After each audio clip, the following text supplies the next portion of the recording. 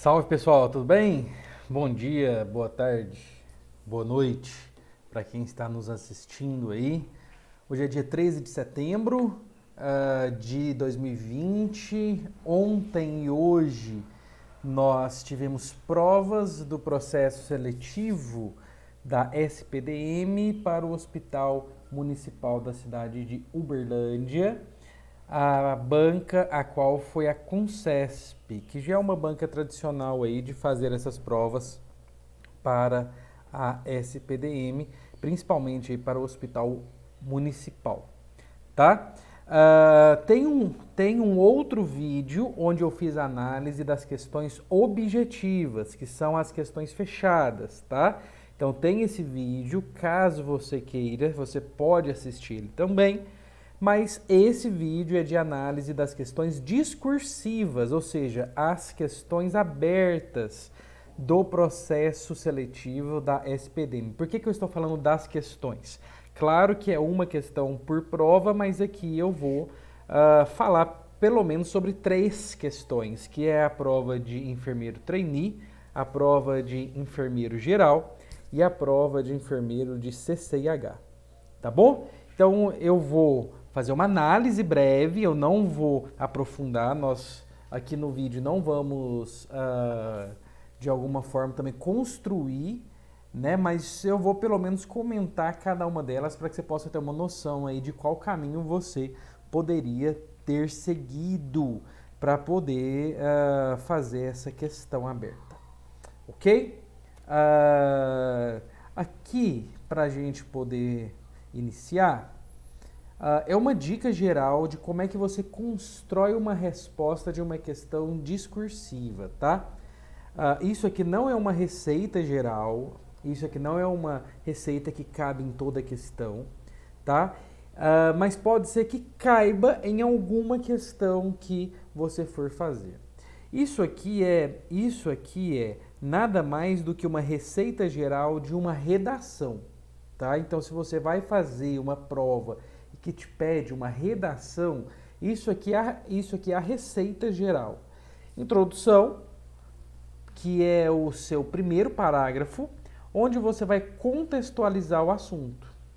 Então você vai trazer ali o assunto de forma geral, você vai dar uma pincelada, se você souber dados, você vai apresentar esses dados. Então, de acordo com a OMS, acontece isso, de acordo com a Sociedade Brasileira de Infectologia, nós temos que usar a máscara, parará, parará.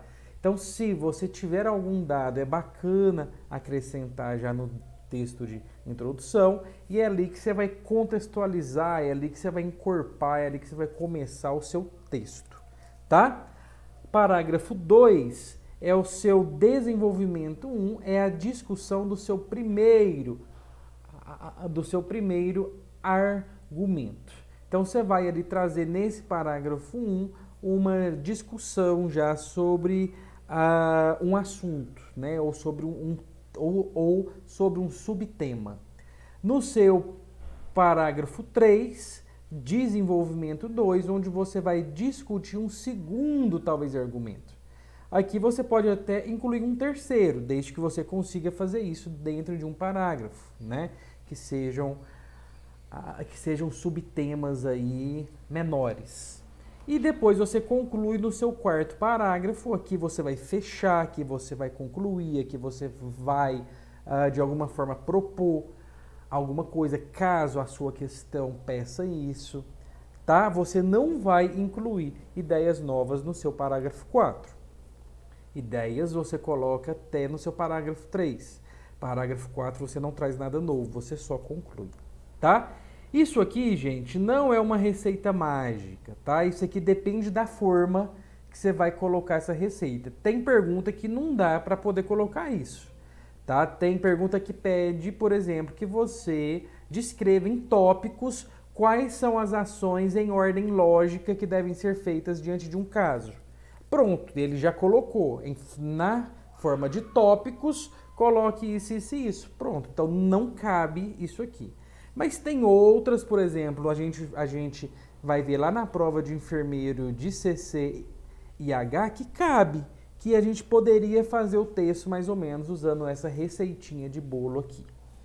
Ok? Então é só uma dica geral antes de entrar nos assuntos, certo? Aqui nós temos o primeiro estudo de caso, que é da prova de enfermeiro geral, tá bom? Então esse estudo de caso caiu para a prova de enfermeiro geral. Vamos ler juntos uma vez, depois eu volto pontuando, tá bom? Gestante de 19 anos, primigesta de 32 semanas, comparece à unidade para a primeira consulta do seu pré-natal. Afirma não ter comparecido antes por ser residente da zona rural. Apresenta-se bastante insegura, confidencia ao profissional de enfermagem que está assustada e que a gravidez não havia sido planejada. A mesma é casada com um senhor de 58 anos de idade. Após a anamnese, o enfermeiro pede a ela que deite na maca para fazer a ausculta dos batimentos cardiofetal. Descreva um atendimento humanizado com os passos para a ausculta do BCF, a importância do procedimento e o padrão de normalidade a serem informados para a gestante para tranquilizá-la. Certo, então esse é o estudo de caso, agora eu vou ler novamente pontuando, pincelando aí alguns pontos, tá? Vou tentar fazer isso de forma breve, até porque senão o vídeo fica muito longo. É uma gestante, então aqui nós já temos o sujeito que nós vamos tratar, é uma gestante, então aqui a gente já vai pensar na clínica, em tudo que a gente pode pensar, mas é uma gestante de 19 anos, então uma gestante adolescente para adulto jovem, primigesta, então ficou grávida pela primeira vez, e que chega nessa unidade de saúde com 32 semanas.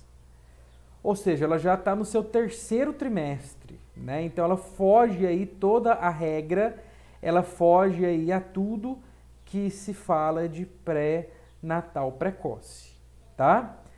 Comparece à unidade para a primeira consulta do seu pré-natal. Então, como eu falei, foge aí a regra daquilo que deve ser feito em tese no pré-natal. Afirma não ter comparecido antes por ser residente da zona rural. Então, a gente pode pensar em alguma situação aqui que impede ela de ir. O transporte, será o acesso, né? Será que é o meio que ela usa? Ela foi a pé, ela foi de ônibus, ela foi por exemplo, também cavalo, né? Então, o que está impedindo ela de ir? Demora 2, 3 horas para poder chegar e mais 2, 3 horas para poder também voltar? Apresenta-se bastante insegura. Então, ela chega com 32 semanas insegura. Olha só. Confidencia ao profissional de enfermagem que está assustada e que a gravidez não havia sido planejada. Então, eu não tive um planejamento familiar feito, tá? A mesma é casada e o esposo é um senhor de 58 anos de idade. Tá, aqui eu vou colocar uma barra, vou até pôr uma barra de uma outra cor aqui, vou pôr uma barra, porque aqui encerra os dados, tá? Aqui encerra os dados desse estudo de caso. Até aqui nós temos os dados. A gente pode pensar um monte de coisa em cima desse caso. Você pode pensar por que essa jovem não foi, como eu falei, o que impede ela de ir. Você pode pensar se ela fez ou não o Papa. Você pode pensar se ela está ou não com a carteira de vacina dela em dia. Você pode pensar que você vai ter que colher histórico dela muito rápido, não vai dar para poder fazer isso numa segunda consulta, terceira consulta. Você vai ter que fazer no ato ali, você já vai ter que perguntar sobre mãe, como é que foi o parto da mãe, como é que foi o parto da avó, das tias, se teve alguém próximo que teve aborto, se teve alguém próximo que teve câncer de útero, câncer de mama. Você vai ter que pensar já como é que ela está imaginando esse parto, já que ela está de 32 semanas. você vai ter que fazer uma análise aí de como que vai ser isso para ela, né? De como que essa família se comporta ali. Ou seja, dá para pensar um monte de coisa. Dá para poder pensar se esse vínculo com o esposo de 58 anos não tem abuso, porque no estudo de caso não coloca que ele foi junto e ele é um senhor que tem 3 vezes mais a idade dela, então precisa fazer uma análise também se não tem abuso, talvez não abuso também sexual, mas um abuso de violência, né? Enfim. Então dá pra gente pensar muita coisa, dá pra gente pensar na rede de apoio social dela, familiar, para que ela possa ter apoio no parto, digo novamente, que está muito próximo. Então dá para pensar muita coisa. Mas, por que eu pus essa barra aqui dessa cor? Porque não é nada disso que o estudo de caso quer. Ele te leva a pensar isso tudo e olha só, por isso que a gente tem que ter concentração na hora de fazer a prova. Porque não é nada disso que ele quer. Eu só falei isso aqui tudo para que você pudesse pensar junto comigo o que eu pensaria também e qualquer outro colega enfermeiro, principalmente os que são enfermeiros de atenção básica, pensariam, tá? Só que o estudo de caso não quer nada disso, ele não quer nada disso. Aí, logo em seguida que ele coloca, ó, após a anamnese, o enfermeiro pede a ela que deite na maca para fazer a ausculta dos batimentos cardiofetais. Ou seja, logo após o exame físico. Então a gente já subentende que esse enfermeiro coletou o histórico, que ele já tem posse dos principais dados, informações, tanto clínicas quanto psicossociais dessa jovem, tá? E aí ele pede então que ela deite na maca para fazer a ausculta dos batimentos cardiofetais. Aí vem o que o estudo de caso pede, de fato. Descreva um atendimento humanizado com os passos para a ausculta do BCF. Isso é o primeiro pedido dele. Então aqui, número 1. Descreva um atendimento humanizado com os passos para a ausculta do BCF. 2. A importância do procedimento. Por que eu tenho que fazer a ausculta de BCF? E 3. O padrão de normalidade a serem informados para a gestante para tranquilizá-la. Então aqui a gente iria ter que usar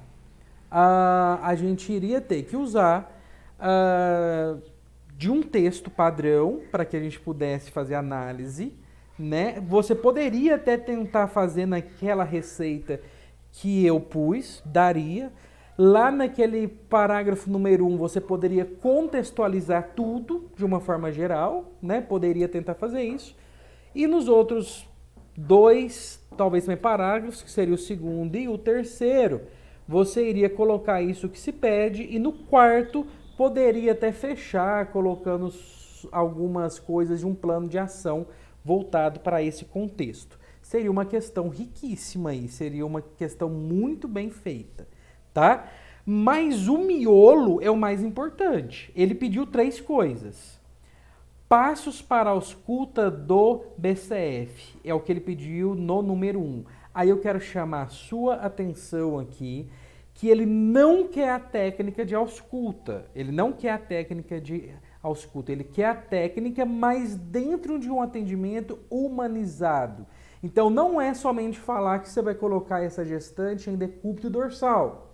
É dizer que antes de colocá-la em decúbito, também dorsal, você vai explicar para ela esse procedimento, vai mostrar o sonar para ela, ou vai mostrar o estetoscópio de pinar para ela, mostrar como se usa, mostrar para que serve, e após colocá-la em decúbito dorsal, em posição confortável, você vai cobri-la com um lençol. E isso é o que ele está pedindo, porque se fosse a técnica, você iria falar, colocar a gestante em decúbito dorsal. Mas ele quer, está aqui, ó, descreva um atendimento humanizado com os passos para a ausculta do BCF. Então você vai colocar a técnica e o tempo todo você vai voltar dizendo que a técnica está sendo humanizada. Então, ó, fiz isso, mas falei isso. Fiz isso, mas cobri-la. Fiz isso, mas cobri ela com um lençol. Fiz isso, mas expliquei esse procedimento. Fiz isso e disse isso também. Então, o tempo todo você tem que mostrar que você está humanizando a prática. E humanizar é ter empatia com essa história toda que foi contada. Tá bom? 2. O que está pedindo no ponto número 2? A importância de um procedimento como esse é vital para qualquer pré-natal, inclusive nesse que está sendo feito de forma tardia, né? Então, esse daí é bem tranquilo também de ser feito, explicado, também colocado. E o ponto 3, ele pede um padrão de normalidade para ser informado para a gestante, ou seja, de quanto a quanto que tem que estar esse BCF. Ele tem que estar de 120 a 160, com uma média de 140. Conrado, eu não conseguia lembrar de jeito nenhum. Tá, aí eu quero conversar com você uma outra coisa. Olha só, da sua questão ela pede 3 coisas. Se você não lembra esse valor, não desespera, pelo amor de Deus. A sua questão tem 3 solicitações, tem 3 pontos. Ponto 1, ponto 2 e o ponto 3.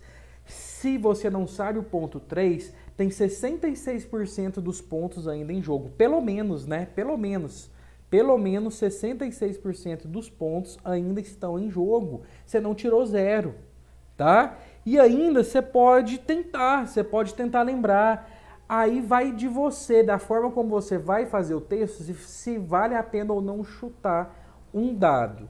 Eu não gosto de chutar um tipo de coisa como essa, porque você pode chutar e pode chutar errado. A não ser que você tenha uma noção mais ou menos. Nossa, eu lembro que é mais ou menos 120. Então você pode tentar construir isso e tentar colocar isso no seu texto de uma forma mais sutil. Agora, inventar um dado é complicado, porque vamos supor, você vai lá e chuta, vamos supor que você não sabe. Vamos supor, olha, Conrado, eu não sei, eu não lembro, não consigo lembrar. Aí você vai lá e chuta um valor de 240, né? É completamente fora. Completamente fora. O cara que vai pegar a sua questão vai falar assim, olha, por mais que o texto dele está aqui também bonito, ele errou feio nesse item 3. Quer dizer que ele não tem noção. Tá? Então, assim, cuidado com essa coisa de chutar. Nesse caso aqui, eu penso que chutar só se você tivesse pelo menos uma noção. Pelo menos uma noção. Agora, chutar por chutar, você pode chutar e pode chutar muito fora. E aí pode ficar feio. Sabe quando o texto fica feio? O texto tá bonitinho, mas esse cara colocou 240 batimentos. Aí ficou feio pra caramba. Então, em um caso desse, eu sugiro que nem chute. Tá? Então, essa era a questão de enfermeiro geral para a prova da SPDM. Uma questão boa, uma questão simples, tranquila, que se você fizer esse texto e conseguir trazer bastante também elementos aí, para que você possa fazer um texto bacana, você tem uma chance muito grande aí de tirar 9, 10 pontos aí, eu tenho certeza disso, tá? Só um parêntese antes de ir para a segunda questão. Conrado, de novo uma questão de atenção básica para uma prova de hospital municipal, onde a atenção é terciária. Gente, se você ainda não acostumou com isso, é porque você não assistiu o vídeo, por exemplo, de 2018, onde eu faço análise da questão aberta da prova de enfermeiro, que também era de atenção básica. Acostume-se com isso. A saúde é integral, poderia ser uma questão de urgência, emergência, poderia ser qualquer outra coisa, tá? Então, a saúde ela é integral, conforme fala lá o princípio do SUS, certo? Então, essa era a questão aberta da prova de enfermeiro geral, que foi ontem, né, dia 12 de setembro. Aqui é uma questão para enfermeiro trainee, que você pode chamar aí na sua cidade de enfermeiro júnior, né? Não sei como é que vocês chamam aí esse cargo. Recém-nascido, RN, com 2 dias de vida, com coto umbilical íntegro e sem escoriações, em aleitamento materno exclusivo. Alerta com reflexos primitivos presentes, não tomou banho ou foi higienizado nas últimas 24 horas, por preferência da mãe. Contudo, a mãe afirma que quer que o RN tome banho, pois está preocupado com a pele dele. E a mesma se mostra bastante preocupada e resistente com o banho por outros profissionais. Mas ela concordou que fosse que você desse o banho. Você que está fazendo a prova, né? No caso, o enfermeiro trainee. A mesma afirma que gostaria de acompanhar para aprender a técnica correta e os cuidados com o bebê durante o banho de aspersão. Pergunta: qual deve ser a conduta profissional enfermeiro? Qual deve ser a conduta do profissional enfermeiro assistencial nessa situação? Assim como a gente fez no caso anterior, eu vou ler aqui esse caso e vou pontuando para que a gente possa já fazer as análises prévias, tá? Então, nós estamos falando de um RN com 2 dias de vida, com coto umbilical íntegro. Aqui você tem que fechar a sua questão falando que você vai limpar esse coto com álcool, que você não pode deixar o álcool vazar para a pele, porque aquilo pode causar alguma própria, talvez também lesão, tá? Se eu ficar toda vez deixando vazar o álcool, eu posso fazer na pele também lesão. E ele não tem nenhuma escoriação. Ele está em aleitamento materno exclusivo. Para mim, você fecha essa questão falando que você limpa o coto, coloca essa criança no cueiro, entrega para a mãe fazer aleitamento materno e para que você possa avaliar a pega, avaliar essa mamada. Aí você fecha a questão, o cara vai ler isso, ele vai rir de orelha a orelha, que ele vai falar assim, esse aqui sabe do que ele está falando. Deu o banho, secou, a gente já vai falar sobre isso, mas para mim, você fecha com essas 3 etapas, né? Limpa o coto, cueiro e coloca para poder mamar, tá? Coloca para poder mamar, tá? Então isso aí é um ponto importante, coloca para poder mamar e põe lá no texto que você vai avaliar a pega aí para ver como é que tá, para ver se não tem fissura nessa mama e etc. Ele coloca aqui no texto que essa criança está alerta com reflexos primitivos presentes. É só para poder te contar que é uma criança que não tem nenhum problema, né? Então você pode dar o banho nela normalmente. Essa criança não tomou banho ou foi higienizada nas últimas 24 horas por preferência da mãe. Então precisa ver por que essa mãe também não quis que fosse dado esse banho, né? Contudo, a mãe afirma que quer que o RN tome banho, pois está preocupada com a pele, né? Então está ali preocupada se ele não vai ficar sujo. E a mesma se mostra bastante preocupada e também resistente com o banho por outros profissionais, mas ela concordou que você desse o banho. Mostra vínculo profissional-paciente. Ótimo. A mesma afirma que gostaria de acompanhar para aprender a técnica correta e os cuidados com o bebê. Aqui mora já um ponto-chave da sua questão, você que fez a prova para enfermeiro trainee. Você tem que demonstrar o tempo todo no seu texto que você está envolvendo a mãe ou que a mãe foi envolvida. Então, por exemplo, o coto. Quando for fazer a limpeza do coto, o enfermeiro deverá mostrar para a mãe como deve ser feita essa limpeza. Então, o tempo todo você tem que mostrar, você tem que colocar no texto. E aquela pessoa que lê precisa entender que você está envolvendo a mãe. Não basta colocar lá no final da questão. A mãe deverá ser envolvida em todas as etapas. Gente, que é isso? Fica seco demais. Então mostra que a mãe está envolvida, mostra que você está junto com a mãe fazendo toda a técnica. Aí vem um ponto-chave também, fora esse, né, que para mim é um ponto-chave, o outro ponto-chave, o banho de aspersão, né? Então nós não estamos falando do banho de imersão, nós estamos falando do banho de aspersão, que aí é uma técnica que vai fazer com que você pense isso um pouco à parte. Então, esse banho, ele não é o banho de imersão, tá? Então, ele é o banho de aspersão, é o banho de chuveiro. Então, essa técnica você teria que descrevê-la, né? Ou você teria que lembrar os passos aí, que não são os mesmos passos do banho de imersão. Embora tenha algumas instituições que faz o banho de aspersão dentro de uma cuba, né? Então você faz os dois ao mesmo tempo, né? Então você teria que tentar também associar isso daí, mas ele deixou bem claro o que ele quer: banho de aspersão. Aí ele vai para a pergunta: qual deve ser a conduta do profissional enfermeiro assistencial nessa situação? Ok, então essa conduta desse enfermeiro assistencial, se sentir capaz para isso, está lá no nosso código de ética, né? Então seria importante colocar isso: se ele se sente capaz para desempenhar tal ação, ele poderá fazê-la, né? Ele poderá sim fazê-la. Ele deverá preparar todo esse material para o banho, conferir se está tudo ok, entender quais são as dúvidas da mãe antes, por que ela está insegura, resistente, para que ele não cometa erros ou para que ele não reforce estigmas.